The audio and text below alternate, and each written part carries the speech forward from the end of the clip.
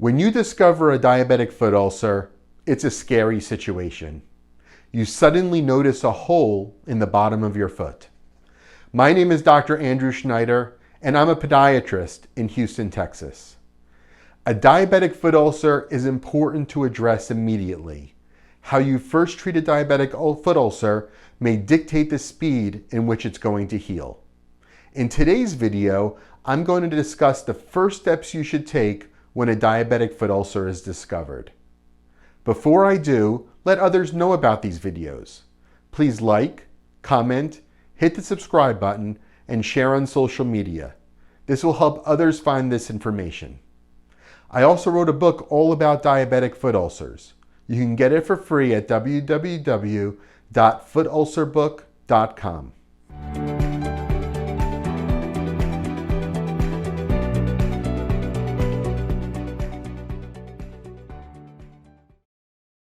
I recommend that all of my diabetic patients begin a nightly routine of inspecting their feet.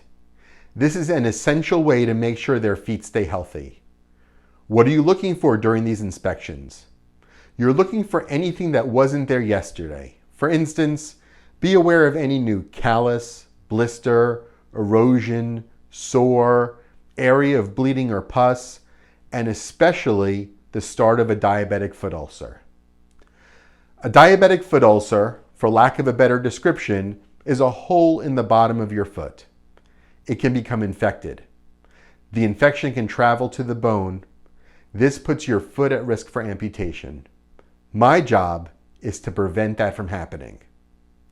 That's why the first thing you do when you discover a diabetic foot ulcer is to contact your podiatrist. In my practice, the discovery of a diabetic foot ulcer is a medical emergency. You call and say, "I'm diabetic and I think I have a problem." And no matter what our day looks like, we get you in. Once at the office, we'll do some assessments on the foot ulcer.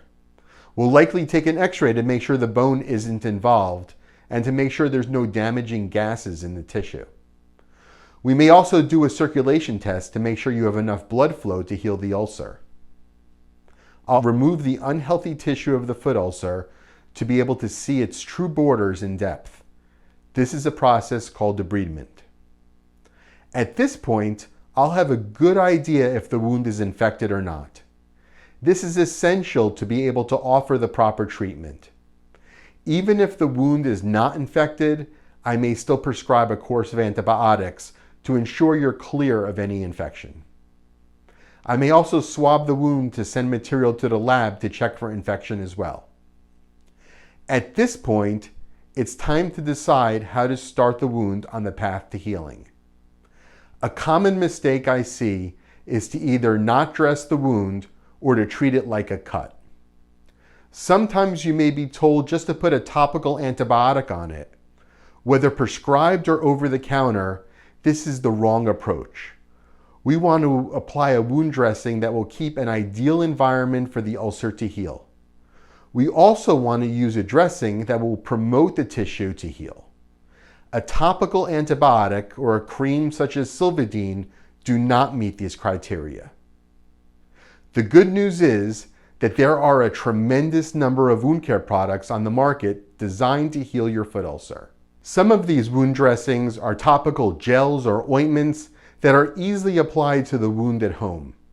They're usually prescribed through your regular pharmacy. There are other types of dressings that promote the healing of a diabetic foot ulcer. I change to these dressings if I don't see the wound progressing to becoming closed.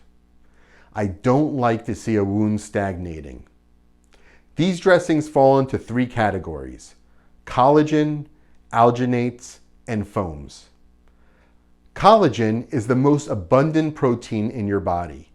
It's involved with all aspects of wound healing. Using a dressing embedded with collagen encourages the body to form new collagen fibers and support the growth of new tissue. Collagen dressings most often come in sheets and in powder form. For wounds that may be draining, I'd consider using an alginate dressing. An alginate dressing is formed from seaweed and is capable of absorbing moisture. When moisture interacts with the dressing, it forms into a gel that supports the healing of the foot ulcer. Because it requires moisture to be reactive, it's not used on dry wounds. The final category of conventional wound products are foams. Foams are indicated for wounds that have even heavier drainage. Sometimes they're used as a primary dressing directly on the wound. Other times, they're used as a secondary dressing to absorb more moisture if necessary. These are just the broad categories. Within each is a tremendous number of products that are available. There's no one-size-fits-all solution for a diabetic foot ulcer. If these aren't providing results, there's more that can be done. In next week's video, I'll discuss more advanced dressings for diabetic foot ulcers. Thanks for taking the time to watch this video. Please take a moment to like, comment, and share on social media. Be sure to hit the subscribe button so you won't miss another video. I also wrote a book all about diabetic foot ulcers. You can get it for free at www.footulcerbook.com. The link is in the description. If you think you have developed a diabetic foot ulcer, contact us now and we'll get you in immediately. That link is also in the description. Thanks so much for watching and have a great day.